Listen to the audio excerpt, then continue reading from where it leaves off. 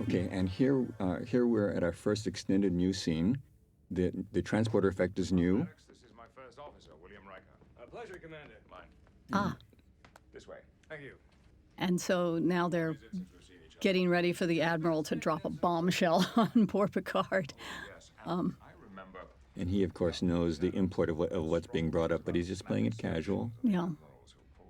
And this is one of the restored scenes. This is one of those scenes that had been taken out for time and now is back for everybody to see. Again, I like people having conversations that go toward character and go toward their relationships. I think they did a beautiful job in original Trek of blending those things, and I think we could have used more of it. And now we're back to the original cut. Okay, let me break in here. This is another restored scene. In the rough cut, we just cut back and forth between the Admiral and Picard. But there's a very clever cut here.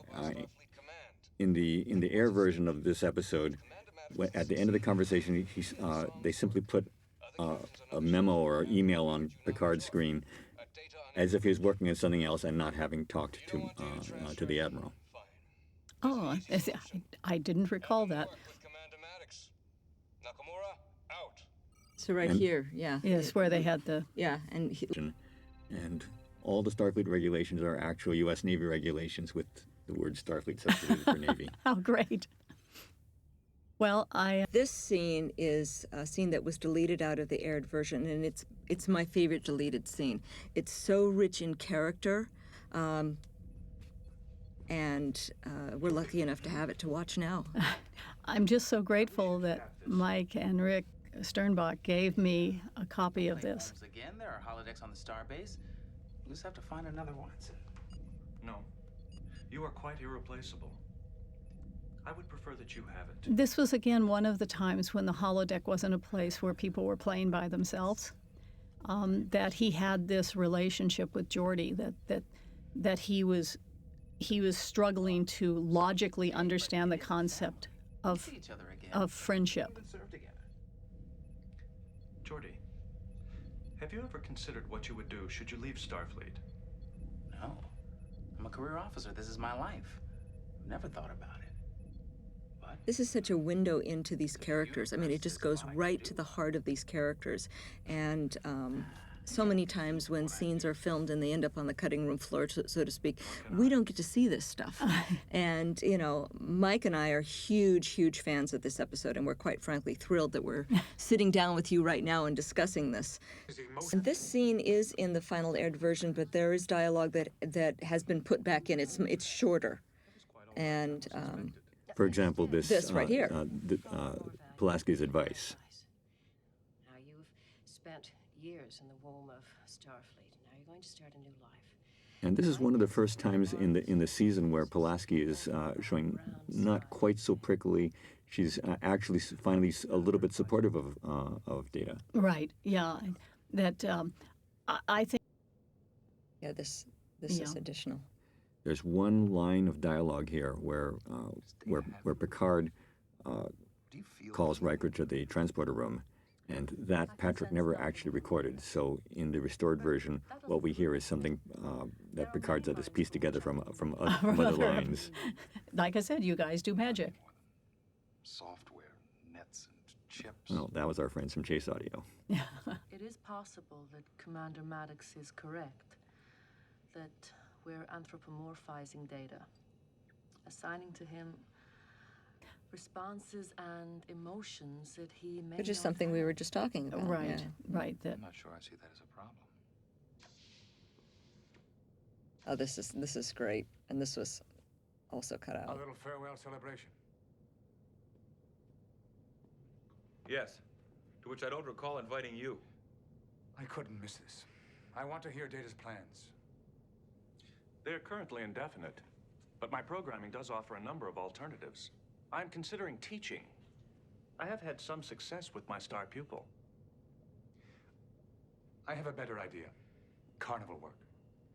They could bill you as the walking encyclopedia. Ask him any question. Meet me in Transporter 3. That's the missing Picard line. Yeah. line. On my way. You were just leaving. I'll escort you. Oh, that's great. I like Jonathan so much. I mean, he's a lovely, lovely person, and I wanted I have completed my research Riker to have based some on the acts power. of Cumberland passed in the early 21st century. This is another scene that is restored, which I love, and was wondering the person that Picard is sword playing with. Why did you create a new character? Why isn't that Riker? Or had you thought of that? And who is that guy? Well, it was supposed to be Riker. Okay. My vision for this scene was that it's Picard and Riker fencing.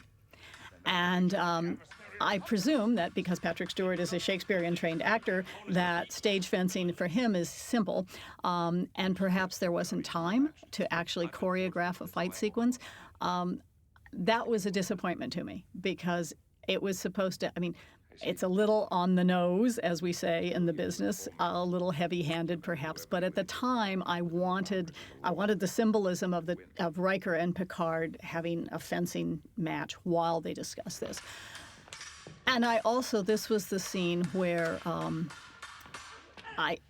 we hear that Riker, we hear the challenge when he says, you know, I'm going to win. Yeah. I'm going to beat you. And I wanted that because I think there should be a sense of rivalry between these two men. Respect, but rivalry.